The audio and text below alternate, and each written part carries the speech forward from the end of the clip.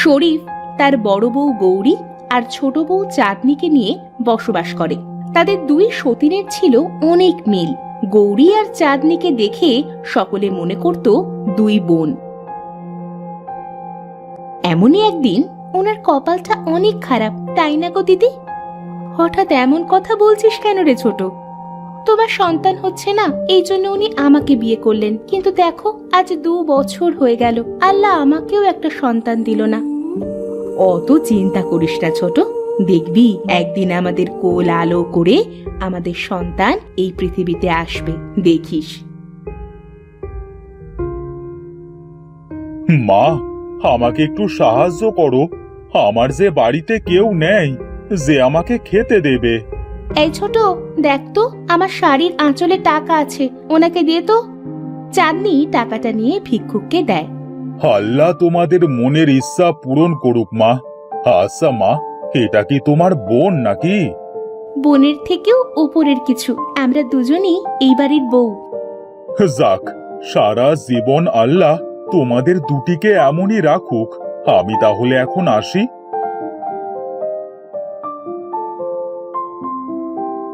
দিদি, ও দিদি, চলো না আমরা কোথাও একটু ঘুরে আসি। কোথায় যাবি রে এখন তুই? দেখি কোথায় যাওয়া যায়, চলো তো এখন।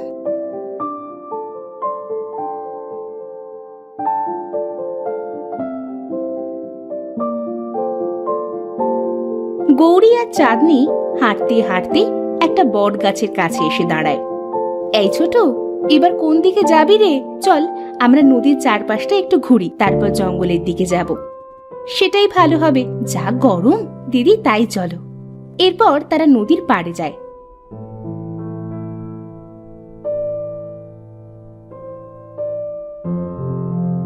সেখানে কিছু সময় ঘুরে জঙ্গলের দিকে যায়।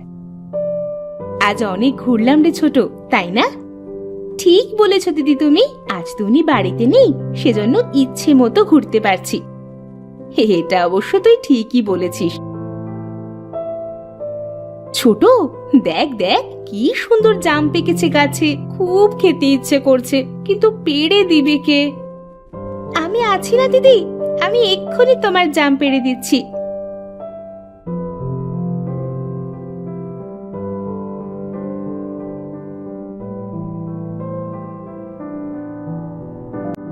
তোকে অনেক ধন্যবাদ রে ছোট, আমার জাম খেতে খুব ইচ্ছে করছিল।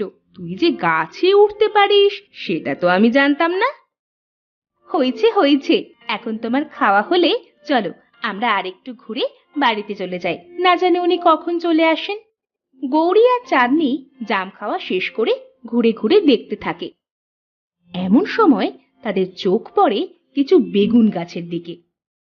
এই ছোট, দেখ দেখ কি সুন্দর বেগুন হয়েছে গাছে, চল আমরা এখান থেকে কিছু বেগুন নিয়ে যাই বাড়িতে। তারা বেগুন গাছের কাছে যায়।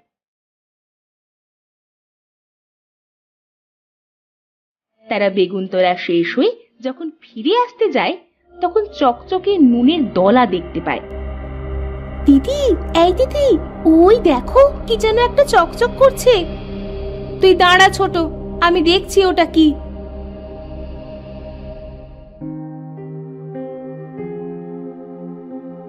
এটা দেখে তো নুনের দলা মনে হচ্ছে, কি জানি কি। যাই হোক, চল ছোট, এটাও বাড়িতে নিয়ে যাই।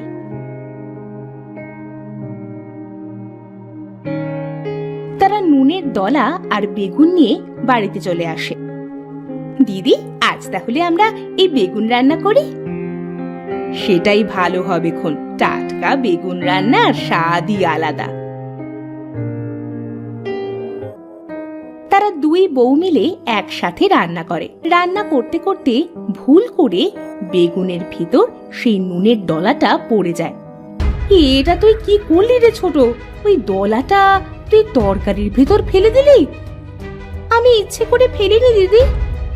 মন খারাপ করিস না, যা হয়েছে থাক, ওদের তো আর ময়লা ছিল না। গৌরী তরকারি থেকে নুনের দলাটা উঠিয়ে রাখে। এরপর রাতে তারা তিনজন একসাথে খাবার খেতে বসে। আজ তরকারিটা কে রান্না করেছে? যা খেতে হয়েছে না, এর আগে আমি এমন স্বাদের কোনো কিছুই খাইনি। দিদি রান্না করেছে। দিদি, সত্যি তরকারিটা অনেক সুন্দর হয়েছে। দেখো কি সুন্দর সুবাস বের হচ্ছে। তরকারিটা এত সুন্দর টেস্ট কিভাবে হলো এটা আমিও বুঝতে পারছি না। যতই খাচ্ছি না কেন মনে হচ্ছে আরো খাই।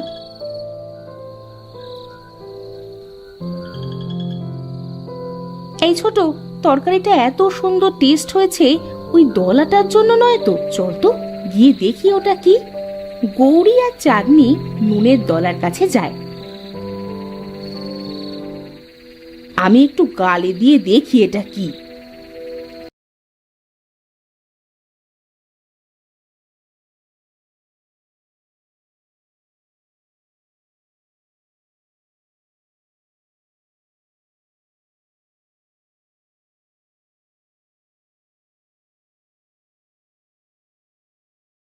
ছোট, অনেক রাত হয়ে গেছে, এখন ঘুমাবি চল।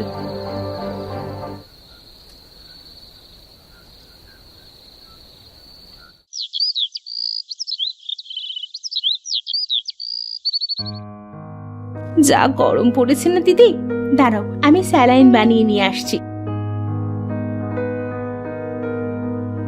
চাঁদনি লেবু, চিনি আর জাদুর নুন দিয়ে স্যালাইন বানায়, কিন্তু সেটা শরবতে পরিণত হয়ে যায়। দিদি, ও দিদি, এই দেখো আমি স্যালাইন বানিয়েছি, কিন্তু এটা শরবতে পরিণত হয়ে গেছে। তাই তো, খেয়ে দেখি তো শরবতটা কেমন হয়েছে।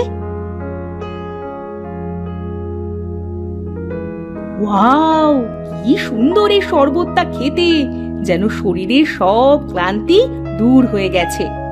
তাই তো দেখছি গো। কি হয়েছে বৌরা? এই নাও শরবত, এটা খাও।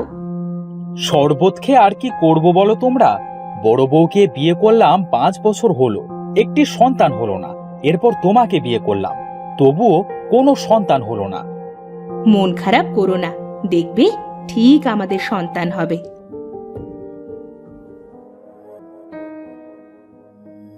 হ্যাঁ, কি সুন্দর শরবতটা খেতে। কোথায় পেয়েছো এই শরবত? মনে হচ্ছে আমার সব ক্লান্তি দূর হয়ে গেছে।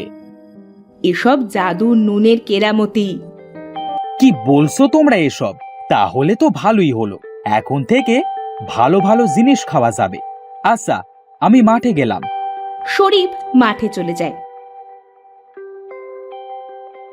এভাবে কিছুদিন কেটে যায়। হঠাৎ একদিন জাদুর নুন হাতে নিয়ে বলে, আমার খুব মধু খেতে ইচ্ছে করছে, এখন যদি একটু মধু পেতাম তাহলে ইচ্ছা মতো খেতে পারতাম।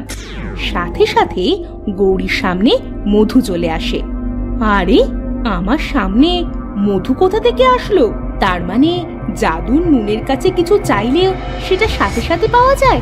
ছোট, এই ছোট, এই দেখ কি হলো। কি হয়েছে গো দিদি, ডাকছো কেন? উমা, এত মধু কোথা থেকে আসলো? আমার খুব মধু খেতে ইচ্ছে করছিল, সেটা বলতেই দেখি সামনে মধু হাজির। তার মানে জাদুর নুন কোনো কিছুতে দিলে সেটা খেতে সুন্দর করে তাই নয়, জাদুর নুনের কাছে কিছু চাইলেও সেটা পাওয়া যায়। তাই তো মনে হচ্ছে। জাদুর নুন, আমাকে অনেকগুলো সোনার মোহর, হীরের মোহর দে দেখি। সাথে সাথে তাদের সামনে অনেকগুলো সোনার মোহর, হীরের মোহর হাজির হয়। দেখেছো দিদি, দেখেছো কতগুলো সোনার আর হীরের মোহর? এগুলো বিক্রি করে আমরা অনেক ধনী হয়ে যাব। এগুলো দিয়ে কি হবে রে ছোট? একটা সন্তানের মুখই তো এখনো দেখতে পারলাম না। এটা তুমি ঠিকই বলেছো দিদি, আমাদের দুজনের একজনও ওনাকে বাবা হওয়ার সুখ দিতে পারলাম না। এমন সময় সেখানে একটা ডাইনি বুড়ি এসে হাজির হয়। এই, তোরা এই জাদুর নুন কোথায় পেলি রে? কে? আপনি এখানে কিভাবে এলেন? আমি এক ডাইনি বুড়ি, তোরা ভয় পাস না আমাকে দেখে। আমি জাদুর নুনের জন্য এসেছি, ওটা আমার।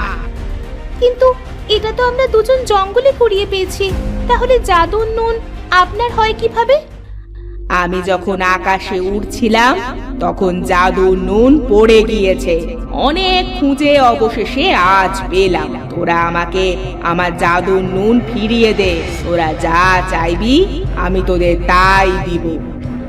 সত্যি বলছেন ডাইনি বুড়ি? আমাদের এমন কিছুই চাই না, আমাদের শুধু সন্তান চাই। আমার সন্তান হয়নি, এজন্য আমার স্বামীর দ্বিতীয় বিয়ে করে, কিন্তু তারও সন্তান হয়নি।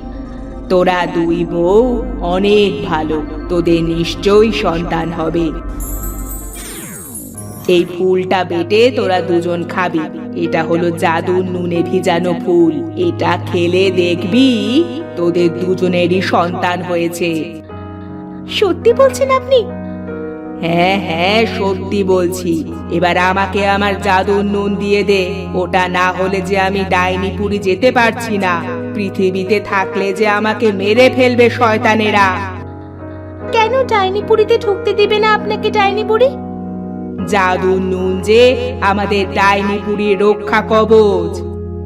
ধন্যবাদ ডাইনি বুড়ি আপনাকে, আমাদের মা হওয়ার ইচ্ছা পূরণ করার জন্য। আমাদের দুই বউয়ের জন্য আপনার কোনো ক্ষতি হোক সেটা আমরা চাই না।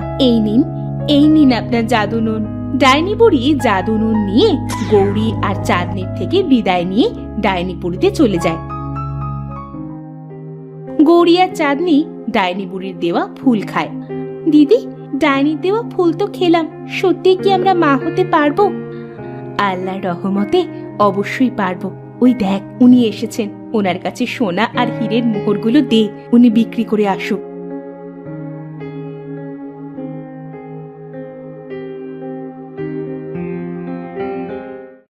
সোনা আর হীরের মোহরগুলো বিক্রি করে তারা অনেক ধনী হয়ে যায়। কিছুদিনের ভিতর গৌরী আর চাঁদনি মা হয়। গৌরীর সুন্দর একটা ছেলে হয় আর চাঁদনির মেয়ে। শরীফ তার দুই বউ আর দুই ছেলে মেয়েকে নিয়ে সুখে শান্তিতে বসবাস করে।